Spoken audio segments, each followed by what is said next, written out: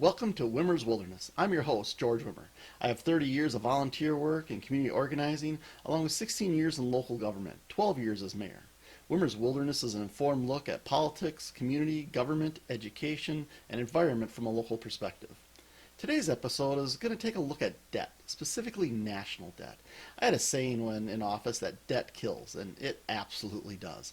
Debt kills great ideas, debt kills needed projects to better a community, and it kills that great amenity your community has been wanting and planning for a generation. Debt also is a huge sponge. It soaks up all the money. In my city before I was mayor, we had debt that was over 300% higher than the annual budget. Through a lot of hard work and teamwork with a great staff, we did a lot of planning, belt tightening. We reduced that debt by 68%. We eliminated it, and during that same period of time, we were able to cut taxes over 30%, increase public services, building a water treatment plant, nearly doubling our park system, more than doubling our business and job growth within the community, and making our city the sixth safest in the entire state. When you don't conquer your debt, either personal or public, you're not only robbing yourself, but future generations of what they need to be successful. That brings us to the national debt. Let's start with a little history and a key measure of national debt. First, we're going to talk about the debt and not the deficit. Okay, so here's that quick example. So if you have $10 of debt from last year and you run a deficit of $5 this year, at the end of this current year, you're going to have a debt of $15. Since 1929, we have always had a national debt. Even though there were a few years since that we've had budget surpluses that have helped reduce that debt, we've always had a national debt. So we're going to pick a few points along the way, look at that national debt, and see some of those significant changes. So in 1929, the stock market crashed, and along with the farming crisis and a lot of other world events, the Great Depression started here and throughout the rest of the world. The key measure we're going to use to track the national debt is that ratio of debt to GDP, and GDP is gross domestic product. So that ratio of debt to GDP. This gives us a truer year-to-year comparison than using just straight dollar figures. Since 1929, this ratio has changed quite a bit. It started out at 16%, so the national debt was 16% in comparison to the total gross domestic product. In 1929, Great Depression started. After the start, however, borrowing and spending increased under both Hoover, who was a Republican, and under President Roosevelt, who was a Democrat. So under Hoover, it rose to 33%, and under President Roosevelt in his last year as president, it got as high as 114%. Okay, so he went through the Great Depression, World War II. At the end of World War II, our national debt was 114% of the entire gross domestic product. There is one consistent international debt. It doesn't matter the political party. We have unrestrained spending that outstrips taxes, whether it's people who want to spend money on national defense, whether they want to spend it on social programs. They are always spending more than we're bringing in. Some presidents have done a better job than others, and again, this is not party specific. By 1960, the percentage of debt to gross domestic product was 53%. As we settled into another recession at the end of the Eisenhower administration. President Kennedy and then President Johnson drove that percentage down to 37%. So we went from that high of 115%. In 29 we started at 16%. We got as high as 114%. But by the end of the Johnson administration, we were down to 37%. This is interesting in that we had the mission to the moon, the Vietnam War, civil rights, and the Great Society program that President Johnson started. Those expanded the social programs that were actually started in the Great New Deal under President Roosevelt. President Nixon, who beyond that whole being a terrible person and who loved corruption and cheating in elections, was still fighting the Vietnam War, passing landmark environmental laws like the Clean Water Act. He, even during all of that turmoil, all those issues, during still, wrapping up the Vietnam War, passing some actual really good positive legislation, he drove that ratio to 31%. So we're really getting it back down, getting closer and closer to where we were before the Great Depression. It floated in this range till the 80s. And then President Reagan, who came in and he definitely changed things. He had dramatic tax cuts, and he increased spending, specifically defense spending. But again, that was financed by debt.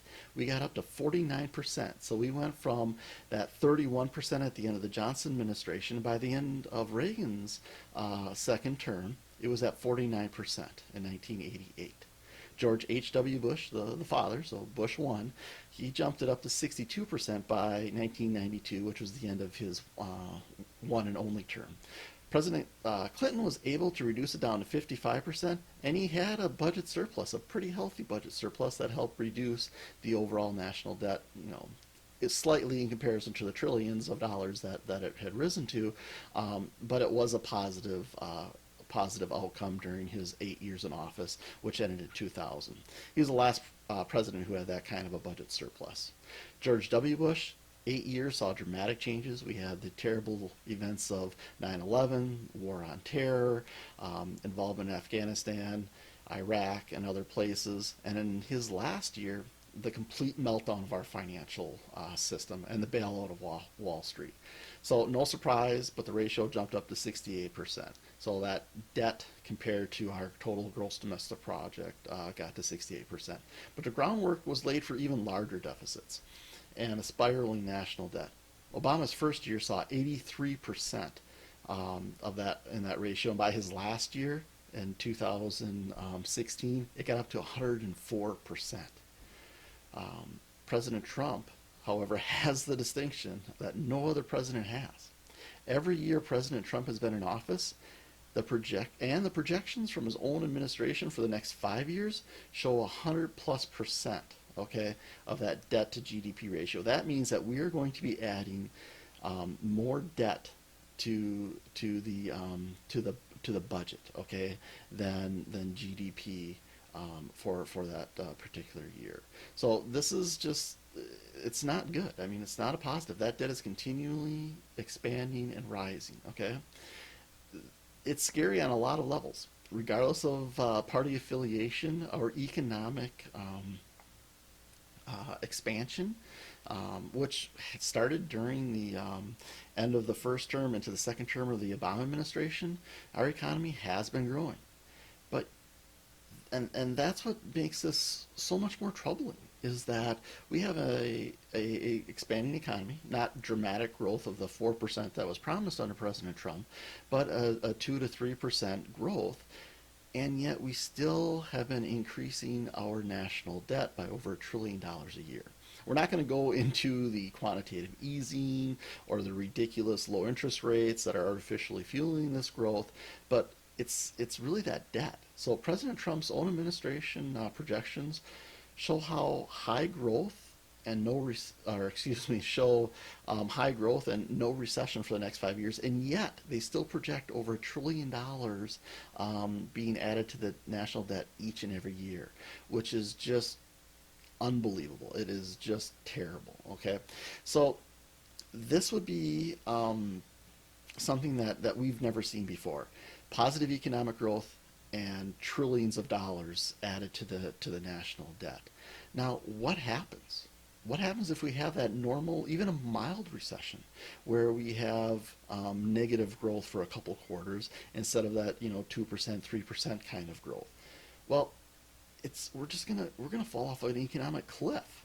So we have to be really careful of how we're looking at these numbers and things that are presented to us, and kind of look at what the track record has been to see where we're going. So as of today, we're at $22.9 trillion in debt as a nation. It's like monopoly money. It's not even real numbers anymore. There is exactly zero chance it's going to get paid. And I know that's an opinion statement, but I just don't know. And we're going to look at a few things here to kind of show that. But I discussed a lot of this in depth in Wimmer's Wilderness podcast number 17 and 19. So you can go find those anywhere you can find a podcast. They're on iTunes, Google Music, Spotify, Sketcher, and just anywhere you can find it. Just Google it and you'll find it. I go into great detail in those two episodes. So check it out. Or you can just go to our website where all of our podcasts are, and it's wimmerswilderness.org. So there's a lot of information, a lot of percentages and all that kind of stuff. And throughout this video, you've seen some things kind of pop up that I've shown you, and there'll be a little bit more as we continue here. But what does it mean for us day to day? Well, in 2013, the federal budget debt interest payments were 221 billion. So that was about 6% of the federal budget. So 221 billion just in interest, and we're only paying the interest. So 5 years later, in 2018, that's risen to 325 billion, or 8% of our total budget. So what could we do with that 104 billion extra dollars if we hadn't increased the debt? Even if we just stayed flat, we didn't pay anything off, but we stayed flat where we were. What could we do with that money? So just a couple quick options. So a lot of times you hear some back and forth about Head Start. Well, Head Start is only 10 billion a year. Okay, so we could do that 10 times over. We could send 5,200,000 students to college a year for free with that average of $20,000 a year. We could pay off 26 billion student lunches. We see those stories every year of this school district or that school district deciding they're going to, stop kids from getting a lunch, or now they've gone to, you can't go to prom, you can't do this, you can't do that. We could pay for 26 billion student lunches a year. I haven't done the math on how many that is, but I've got to say that's got to be all of it and then some, okay? Or my preferred option, let's start paying down the national debt. So if we didn't add one more dollar of debt, okay, and we were able to capture that $104 billion, okay, it doesn't seem like a lot compared to $23 trillion. You'd be right. It would take us at $104 billion a year, adding not one more dime to the national debt, 221 years to pay that off, okay? So now you understand why I say it's just never going to happen. And especially never going to happen during the Trump administration, where, when he ran for office, he promised he would pay off the entire national debt in 8 years, which was ridiculous. But he's adding over $1 trillion more in debt each and every year. Those are his administration's own numbers based on crazy economic growth. So it's more than likely going to be greater than that. They say he's going to be adding about $9.1 trillion if he's president for 8 years. Okay, that's more than $1 trillion a year. One quick fact from my previous podcast for those who think we can just stiff the likes of China, who, must own most of our debt, right? That's what we hear a lot in the news and a lot of stories is foreign governments buying it, especially China, fueling our spending by buying up our debt. It doesn't work, and not only because even if China owned it all, it would destroy the whole entire world economy if we decided to say, hey, we're not going to pay you. The percentages break out as follow on that national debt, okay? So U.S. private investors, through different funds that people might have in their 401k, or individuals who buy treasury bonds. So you're at 33%, okay? 33% of the national debt is owned by private investors from the United States. The Federal Reserve owns 11% of that national debt.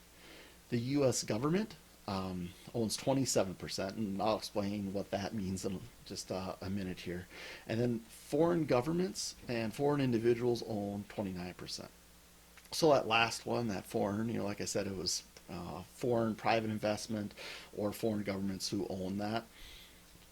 China owns a little over $1 trillion of that national debt. And Japan, our ally, owns about $1 trillion of that national debt. So you want to stiff China, you could do that. It's just really a drop in the bucket, where we're at about 23 trillion. So about 1 trillion of that is theirs. 71% of our national debt is owned by private U.S. investors and the U.S. government. So the U.S. government, how do they own that debt? I mean, it's their debt, right? So when the Social Security brings in more money during years than it pays out, it invests in treasury bonds. Same thing with military pensions. So yeah, defaulting is not going to be an option here. So not sure when or even if our leaders will actually have the courage to fix the problem. It's clear, however, the current administration will only add to the problem. In 5 short years in national debt interest payments, we just talked about it a few minutes ago, they've increased. That $104 billion in those 5 years was 47% increase. What happens in 5 years from now if nothing changes? Okay, are we going to add another $100, $200 billion to that debt? What's that going to do to us as a country?